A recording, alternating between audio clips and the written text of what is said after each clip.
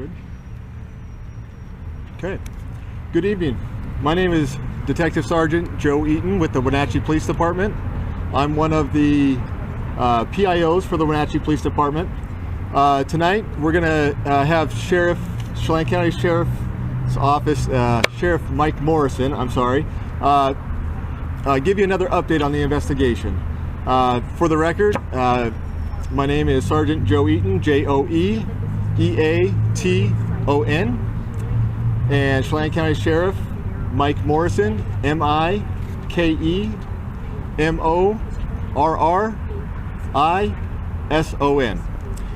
Tonight he'll deliver his updates, and then at the conclusion of his update, we'll have about 5 minutes for questions. With that, I'll turn it over to Sheriff Morrison. Thank you, Sergeant. Try not to disturb anyone's microphones here. Do appreciate everyone coming out. We don't have as much information to provide today, but we have been working tirelessly throughout the day with our federal resources, state resources, neighboring agencies. As always, I'd like to start off just by recognizing the Decker family, let them know they're still very much in our thoughts and our prayers. We've been working hard. Peyton, Evelyn, and Olivia are clearly a motivating force for us. A lot of our guys are working with sleep deprivation, but their thoughts are always on the girls and making sure that we're staying motivated and getting the results the family expects out of us. So, as we mentioned before, not much to go off of. We have been following leads thanks to the FBI and their analysis team that has been going out, processing social media leads throughout the nation, not just here locally. Following up those leads, we've been assigning detectives, marshal services, representatives to go out and do interviews. We also appreciate the nation police departments. We had one in McCall, Idaho today, was doing follow-ups for us.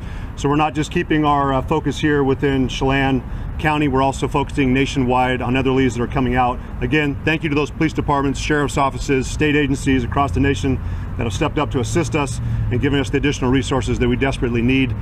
Clearly, this is not the outcome we wanted to see. We were hoping that we could find Travis today, but we are feeling optimistic thanks to our marshals department that has come through and tracked down some good leads that we feel are giving us more of an insight into Travis's mindset, where he may have not gone or may have gone to. And we'd also like to thank the FBI and their behavioral analyst unit that has also gone through, done an assessment of some of the interviews that we've had regarding Travis and made a determination on maybe what his thought process was, what decisions he might have made, and where he had gone. In addition to our detectives also following through some of the financial documents, tracking areas that he had previously frequented, and we're optimistic that we will find him shortly. We'd also like to thank Spokane County Sheriff's Office for coming out, Sheriff Knowles, having their helicopter fly from 6 o'clock this morning to 11, as I understand it. At 11 o'clock, our helicopter was also on ground at the fish hatchery in Leavenworth to fly the Icicle Creek. We also deployed our Swiftwater rescue team to go through there and start searching the creek in cases that Travis did enter in there. The water is running pretty quickly now thanks to the spring runoff, but we're optimistic that with our air units up in the sky, looking over the terrain, it's definitely diverse when you're talking about the amount of acreage that we're covering, that we're doing the best we can. We also want to thank Sheriff Myers down in Kittitas County for deploying some of his search and rescue units, checking trailheads on the backside of Chelan County to see if there's any opportunity that Travis might have made it out to that location. We have learned so far through our investigation today that he is well versed in outdoor survival. And talking with his father, it sounds at times that he would go out and would be leaving off grid for sometimes up to 2.5 months. So we also understand too that he at times would do caching. So we understand that that's a possibility, that he could have scoped out this area before, put supplies out there, and has the ability and the knowledge to survive for a long period of time. We saw this before a couple years ago when we assisted Kittitas County with a similar case. So we are putting our resources out. We saw our SWAT team today out off the icicle drainage, checking residences through there, in addition to us still having units out on the ground, continuing to check, in addition to expanding out and looking at local counties. So we're going to continue to do what we need to do, partnering with our federal partners. We will again want to say thank you to the FBI, Homeland Security, that has assisted us more yesterday. Also going with the Marshal Services, the Washington State Patrol that has been working alongside of us, along with their detective units. And we've also had a forensics electronic detective going through the cell phone and other electronic items that we've collected on the scene. So we're hoping to gather more information, take that intel that we've gathered today, and continue to press on tomorrow. But at this time, we have not found Travis. My message is still the same. Travis, if you're out there seeing us, we'd like you to turn yourself in. We want a peaceful resolution to this, but we're not going to relinquish our efforts and giving up any effort that we can proceed to track you down. So please turn yourself in. Let's wrap this up and do what's right for your kids. So any questions? Sir, are you any closer to establishing a motive? No, and I don't think there'd be any motive that'd be acceptable. I mean, clearly, it's not the decision of a sound mind, and these young girls were a victim. Was a body discovered in this area you were searching near Leavenworth today? They were discovered earlier this week. It was outside Leavenworth. You're more up ice cold drainage around milepost 18, around Rock Island Campground. And we do have a map that I think we've already shared online, but it is more of a rural campground.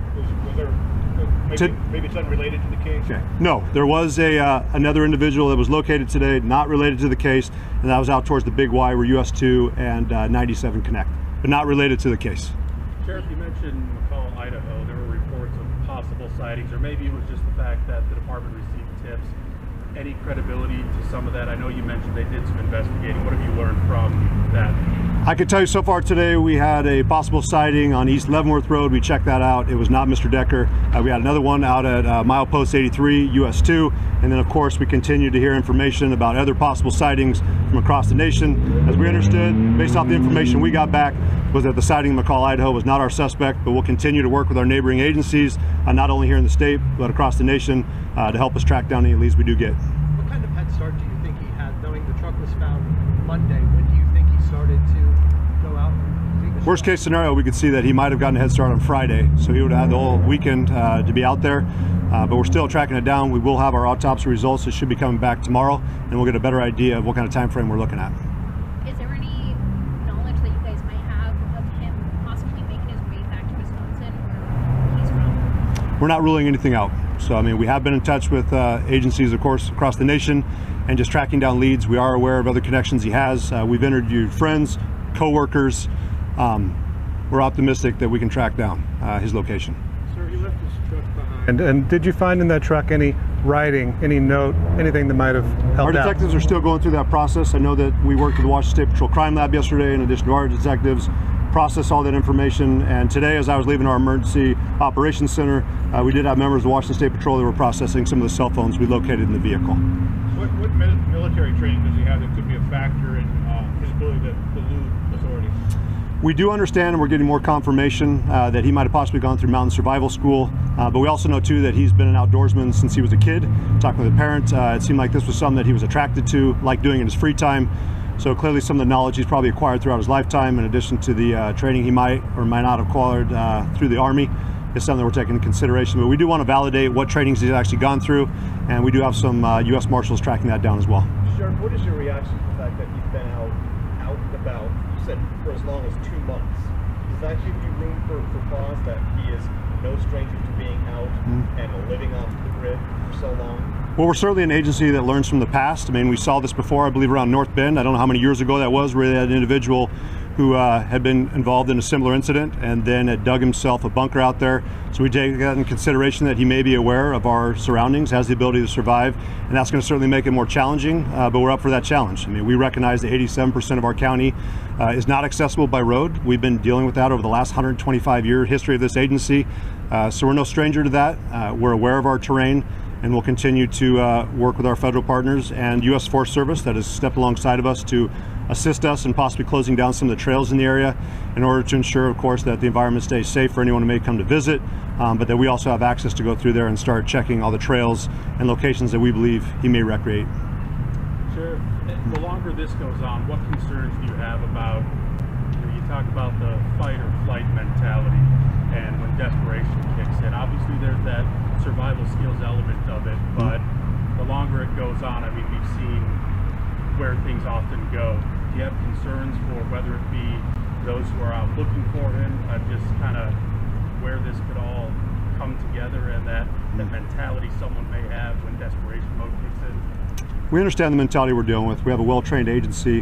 We're a leader when it comes to de-escalation here in Washington State. We were one of the original agencies for that training hub, so we understand that we have the ability to control the pace of situations. We have behavioral health units. We have the ability to communicate with them, and we're going to continue to do that. But our primary goal is to track him down. Of course, we want to make sure that he's safe, but ultimately he will be brought to justice. You started out this press conference saying you're confident that you'll find him quickly. What makes you confident given all these challenges? the amount of partners that have come alongside of us. I mean, again, I've cited the U.S. Marshal Service, the FBI, we've had Homeland Security investigations, we've had Border Patrol's tracking team here, we've had Douglas County, East Wenatchee. The amount of resources that we put on this right away gives me confidence that we are doing everything possible, in addition to working with the behavioral analyst team and also bringing cadaver dogs.